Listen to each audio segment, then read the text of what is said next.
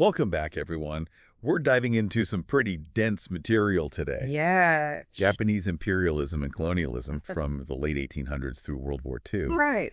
We got some excerpts from two academic texts, Okay. and I'm excited to see what we can pull out of these. Yeah, I think it's going to be pretty fascinating to look at this, kind of overlooked chapter of history. You think colonialism, you think European powers, but Japan had a whole nother thing going on. So what were the motivations? I mean, what really sort of set them off on this path? That's a great question. Unlike, I think, some of the European powers that were purely driven by land grabbing or just like grabbing resources, Japan's initial expansion was really rooted in this sense of like vulnerability. They were looking around and seeing, hey, if we don't get strong, somebody's going to come and gobble us up. Right. Imagine being this island nation, right? Yeah. Watching Western powers carve up China like a Thanksgiving turkey. Yeah. That's a pretty vivid image. So it's almost like they were playing defense, but on offense. Exactly. They felt very vulnerable. And you had figures like Fukazawa Yukichi, who was a real forward thinker at the time, arguing that Japan had to modernize, not just to keep up with the West, but to actually become a leader, even advocating for Japan to like quit Asia in terms of its traditional ways and embrace a more enlightened path. Wow, that's pretty radical for the time. Yeah. There's this real tension there, right? Yeah. They want to be powerful like the West, but also maintain a distinct Japanese identity. Absolutely. And this tension plays out in their approach to the treaty port system that was imposed on China by the West. Now, for our listeners who haven't heard that term before, can you break that down a little bit? Yeah. It's basically gunboat diplomacy. I mean, you're forcing a country to agree to trade deals at gunpoint. Not exactly a fair negotiation, right? No kidding. So you have these Western powers, they have these unfair advantages, controlling key ports, they're dictating trade terms. It's kind of like a monopoly game where one player gets all the good properties at the start. That's a great analogy. And everybody else is. Yeah. And Japan wasn't content to just be another player in this game. They saw what was happening and they thought, hey, we want more control. We want more resources. We want to have a say in how things are run. And one of our sources even mentions this specific example where Japan was furious when they were banned from importing steam-powered cotton ginning machinery into China. Really? Yeah. Oh, wow. Which seems almost symbolic, doesn't it? It's like, you're going to limit our access to the very tools of modernization. Right. It really highlights this deeper frustration. They saw the West benefiting from industrialization, and they wanted in on the action, not just in China, but for their own development too. So where does Korea fit into all of this? One of the texts calls Japan's early moves there a kind of immature imperialism. It's an interesting term, isn't it? And I think it's accurate. Japan's early moves in Korea, like that 1894 loan agreement, were more about gaining a financial foothold and some political sway. It wasn't full-blown colonialism just yet, but more like dipping their toes in the water, seeing how much influence they could exert. Testing the waters a little bit. Yeah. Okay, but then Russia enters the scene, and that changes the game quite a bit. Oh, absolutely, because suddenly you have this other major power taking an interest in Korea. And one of our sources mentions how this forced Japan to adopt a more cautious, even passive approach. It was a sign of things to come, having to constantly adjust their strategy in response to these other powerful nations. Right, because they can't just do whatever they want. They have to keep an eye on what other nations are doing. They got to be strategic about it, absolutely. And then there's the big one, the Sino-Japanese War of 1894-1896. Yeah. That seems like a major turning point. Pivotal. This is where Japan really announces itself as a major player on the world stage. And their victory wasn't just about defeating China. It was about proving their strength to the world, especially to the West. They demanded territorial concessions like Taiwan, a hefty indemnity, and better trade deals. They wanted it all. But even as they're flexing their muscles, there's still this awareness of the West, right? Mm-hmm.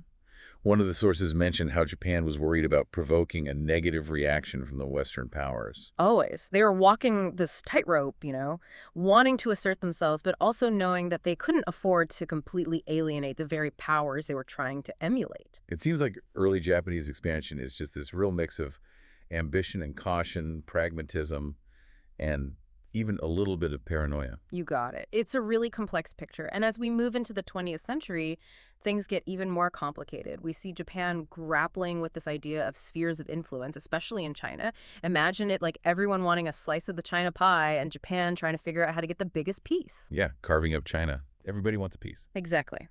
And that brings us to the Russo-Japanese War of 1904-1905. Now, for those who aren't familiar with this war, Japan ends up shocking the world by defeating Russia. This is a major European power. How does this victory reshape their ambitions? Oh, it's a huge confidence booster. Yeah. Japan emerges from this war feeling like they can take on anyone. And they start pushing for this idea of an open market in Manchuria after kicking Russia out, which on the surface sounds fair enough, right? Yeah, free trade for everybody. But underneath that rhetoric, I think there's something else going on. I'm sensing there's more to the story. They're not just being altruistic here, are they? Not exactly. Yeah. While advocating for open trade, they're also busy negotiating agreements that give them control over key parts of South Manchuria, the Liaodong Peninsula, the South Manchuria Railway, and rights to mines and land. They're playing both sides. So it's less about open market and more about our market. You got it. And the South Manchuria Railway, or Mantetsu as it was known, becomes their tool for turning this vision into reality. Think of it as a Japanese-controlled economic engine driving through Manchuria, building infrastructure, promoting Japanese businesses, really consolidating their power. This is starting to sound eerily similar to the way European powers ran their colonies. It does, doesn't it? And this is happening at the same time Japan is formally colonizing Korea and Taiwan. These become key pieces of this expanding Japanese empire, supplying resources, markets, and even labor. So it's a two-pronged approach, controlling parts of China through economic influence while directly ruling Korea and Taiwan. What was the situation like for people living in these colonized territories? That's where we really start to see the darker side of this modernization project. It's a story of development, yes, but also exploitation, where the needs of the Japanese homeland always come first. So how did that exploitation play out in practice? Well, take Korea, for example. After annexation in 1910, it essentially becomes Japan's breadbasket. One source even uses the phrase rice bowl to describe it. So they're ramping up rice production in Korea. Massively. They invest in infrastructure, introduce new technology, even implement this 30-year plan to boost output. By the 1930s, Japan's self-sufficient in rice. But it's a different story for Koreans. So while Japan's got full rice bowls, Koreans are going hungry. It's a pretty stark contrast. While rice exports to Japan are booming, rice consumption within Korea actually plummets.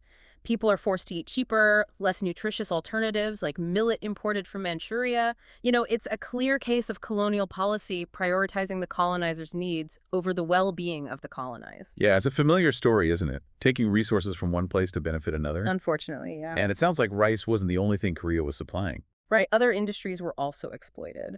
Mining, for example, becomes crucial for Japan because they need raw materials, things like coal and iron, to feed their growing industrial machine. And Korea, rich in these resources, becomes a prime target. So, again, we see this parallel to Japan's own modernization, but it's kind of a twisted version. They're using their own development as a blueprint for how to exploit these colonies. Yeah, that's a really good point. And a similar story unfolds in Taiwan, which Japan takes control of after the Sino-Japanese War. They develop some local industries there, but the main focus is on supplying things like sugar back to Japan. Speaking of sugar, the Aziz book mentions that Japan initially seemed open to supporting the existing sugar industry in Java, even promising to help increase production.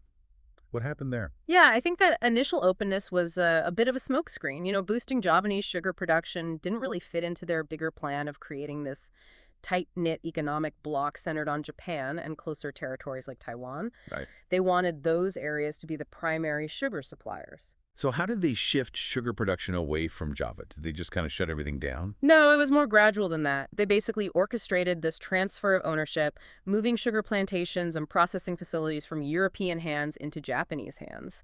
It was very calculated, ensuring that sugar production fell in line with their strategic goals. Wow, so even when they were seemingly offering support, there was this underlying self-serving motive. Yeah. It makes you question how genuine their talk of co-prosperity and mutual benefit really was. It does, and this becomes even more apparent as we move closer to World War II.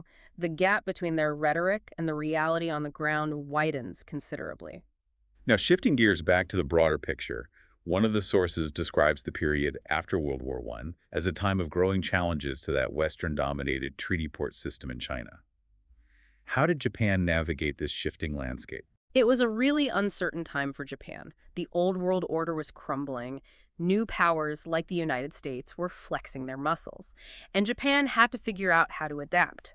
And this is where we see those internal divisions we talked about earlier, between those urging caution and those pushing for a more aggressive new order in Asia, becoming even more pronounced. So there's this internal struggle going on. Yeah. And it seems like the Russian Revolution really throws gasoline on that fire. Absolutely. Some, like Yamagata Aritomo, are urging restraint, advising against getting entangled in all this chaos. But others, like Tanaka-Jichi, see an opportunity. They envision expanding Japanese influence into Siberia and using the turmoil to further solidify their grip on Manchuria. So the Siberian intervention, which lasted from 1918 to 1922, really signals this shift towards a more assertive stance. It's a far cry from that earlier hesitation to provoke the West. It is. It's a real turning point. Japan shows that they're willing to use military force to secure their interests, moving away from simply reacting to the international system and towards actively trying to reshape it. And this, of course, creates more tension with China. One source highlights the failure of Shidehara Kijuru's attempts to maintain Japanese interests while respecting Chinese sovereignty. It seems like those two goals were ultimately incompatible. Yeah, you've hit on a central contradiction in Japanese policy at the time. They wanted to maintain their economic and strategic dominance in China, particularly Manchuria, but they were also dealing with this surge of Chinese nationalism that was increasingly rejecting any kind of foreign interference. And it all comes to a head with the Japanese army's actions in Manchuria in 1931, right? Yeah. The Mukden incident, as it's known, is just a blatant act of aggression, really, orchestrated by the Japanese military. Yeah. It shatters any pretense of respecting Chinese sovereignty. It's a major turning point towards this a far more aggressive path. So we have Japan in the throes of the Great Depression, facing economic hardship at home and a rapidly changing, often hostile international environment. How does this perfect storm shape their imperial ambitions? Well, the economic crisis adds fuel to the fire. It creates this sense of desperation, vulnerability, making this idea of a self-sufficient Japanese-led economic bloc in Asia seem even more appealing. They see it as the solution to their problems. And that's where the Greater East Asia co-prosperity sphere comes in. On the surface, it sounds almost utopian, doesn't it? Yeah, it's very cleverly packaged. Economic prosperity, liberation from Western colonialism. It's a very seductive vision. But of course, all of this would happen under Japanese leadership. Right, there's always a catch. There always is. One of the sources, the Beasley book, points out the inherent contradictions within this concept. It's this strange mix of resource extraction, paternalistic rhetoric about helping Asian nations, and a clear desire to control vast swaths of territory. Yeah, the hypocrisy is pretty striking. It becomes pretty obvious that co-prosperity is just a fancy term for Japanese dominance. And that dominance is on full display in Japan's wartime occupation policies, right? Yeah. Absolutely. The sources detail how they exploit resources, install puppet governments, and use brutal measures to maintain control. But even within those occupation policies, there's this sense of internal tension, couldn't you say? One source mentioned the Japanese military's struggles with managing these wartime economies. They're trying to extract resources, but they're also promising independence and development. It was a case of overreach. They'd bitten off more than they could chew, and the internal contradictions of their empire started to show. They were trying to extract resources, control populations, and wage war, all while maintaining this facade of co-prosperity. It just wasn't sustainable. And as Japan's military fortunes turn, those internal tensions, that disillusionment, must have become even more pronounced. Oh, absolutely. Defeats in the Pacific shattered the myth of Japanese invincibility. Atrocities committed by Japanese forces alienated the very populations they claimed to be liberating, and the economic hardships caused by the war fueled resentment and resistance. So it's this combination of, internal contradictions and external pressures. Yeah, that ultimately brings the whole thing crashing down. It does. It all kind of implodes under its own weight. And the defeat in World War II really marks the ends of their imperial ambitions. But, it leaves behind this legacy in Asia that's still debated and grappled with today. It's interesting because as their grip on this empire weakens, you start to see those cracks in the facade of co-prosperity and, liberation that they were promoting. The Nakano book we have actually includes firsthand accounts from Japanese occupiers, and it seems like even some of them were starting to see the flaws in this grand vision. It is interesting, isn't it, how that disillusionment kind of sets in, not just among, the people being occupied, but within the ranks of the occupiers themselves. Yeah. They're witnessing the brutality, the exploitation, the gap between the rhetoric and the reality, and it doesn't sit well with everyone. It's like they built this house of cards and suddenly the wind starts picking up and you can just feel it starting to wobble. That's a great analogy. As the war drags on, the promises of independence ring hollow. The economic benefits that were promised fail to materialize. The whole thing starts to unravel. And even the Japanese military seems to be struggling to hold it all together. One source mentioned their difficulties in managing these wartime economies.